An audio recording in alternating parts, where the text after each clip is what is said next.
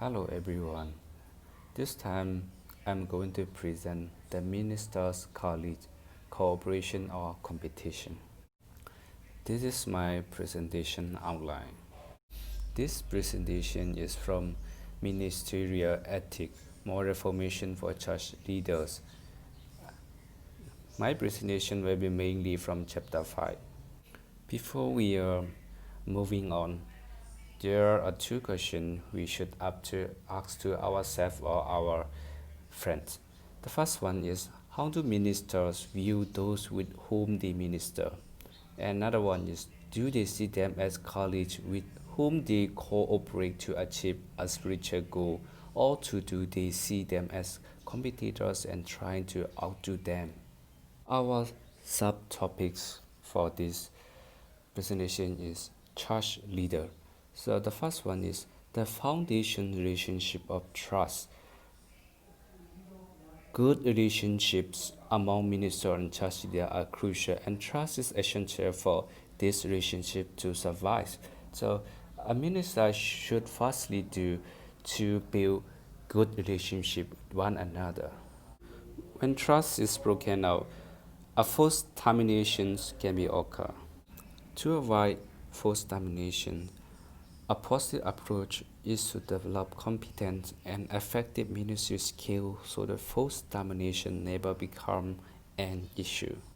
Both ministers and church leaders should be open and honest with one another. They should have open-minded and honesty.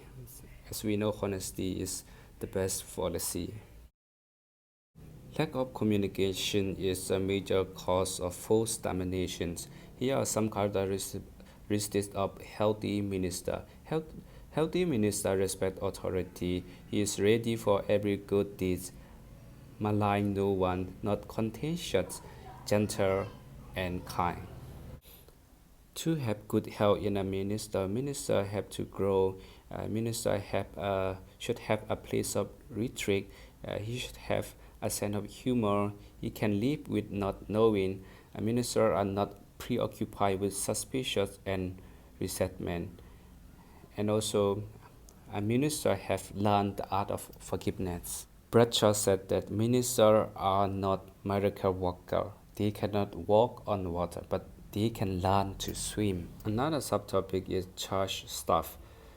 Whoever functions in ministry have been called by God. They are also called by the church, not by senior pastor. Collegiality. Ministers serve as colleagues in the Lord's service, understanding staff ministry as collegiality fit with Jesus' teaching about servanthood. Characteristics. The first one is capability. Capability comes through God-given spiritual gift, the nature gift the person possesses, and the acquired skill the individual gain through education and experience. Second one is commitment. Christian commitment is expected of each staff members, not just the pastor or senior minister. The third one is competence. Competence is an ethical imperative for each person's ministering with a church staff. And the last one is character. Ministers of good character incarnate into their life the Spirit of Christ. Consequences, especially ethical staff relationship, it's related to the staff members and to the church. So the staff leader has the responsibility to create a climate in which each staff persons can do their best in their work and to work more effectively. Here are some rules to follow. Respect one another as persons and ministers. Give one another the gift of attention. Recognize that every staff has problems and see them as opportunity for growth and not division. Handle conflict fairly. Spend some time away from the pressures of the church and get to know one another as persons. Remember that the staff model relationship for the rest of the church. William contends that attitude toward and treatment of one's fellow staff workers are indicator of one's theology. Another subtopic for this presentation is other ministers. the predecessor. Ministers should honor and respect those who preceded them. Ministers should invite former ministers back for special occasions in the church. Ministers can also keep predecessors informed of events in the life of the church. The successor. The successor should be given the freedom to conduct ministry without the interference of the predecessor. The current minister needs to get to know the people, to form close relationship with them, and to become a part of their life. The best way to do this is through sharing the major milestone of life with them. Retired minister. Active ministers should remember that retired ministers no longer have a charge to love and to return love. The current minister needs to be sensitive to the needs and feelings of the retired minister.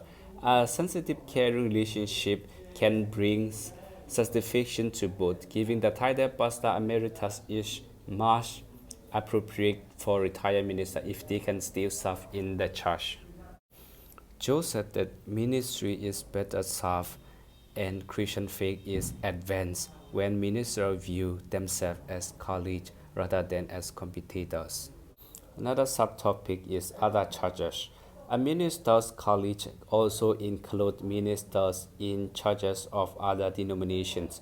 Ministers within a community should know one another personally. The better they know one another personally, the better they can serve together.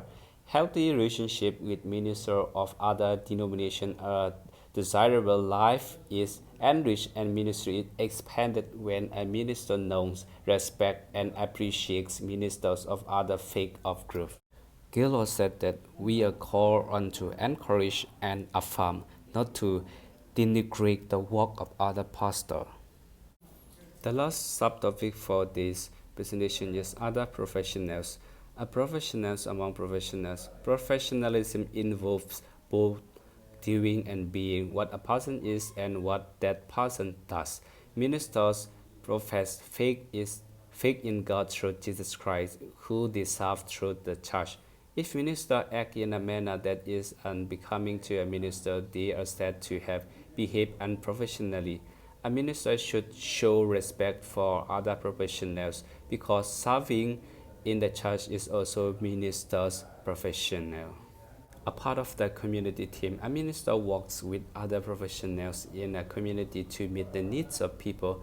A minister may not be able to give a job to a person desperately seeking employment, but he can introduce that individual to someone in the community who can provide the employment needed. That's why while out this, he gives some suggestion that minister should become acquaintance. The first one is minister should become acquaintance to become friend with other pastors of all denomination and medical community physicians of both general practice and specialists. The third one is social worker, head of institution and school teachers. The last one, minister should become acquaintance with parent-teacher organizations and child care agencies. A member of the healing team, a specific community team composed of professionals attempting to meet human needs is a healing team. A minister is a part of healing teams and have the people of the church and community find and experience wholeness. For ministers to relate properly to their professional colleagues, they must be emotionally mature. Joe said that being a good minister involves relating to colleagues in cooperations rather than in competition. Thank you very much for watching this video.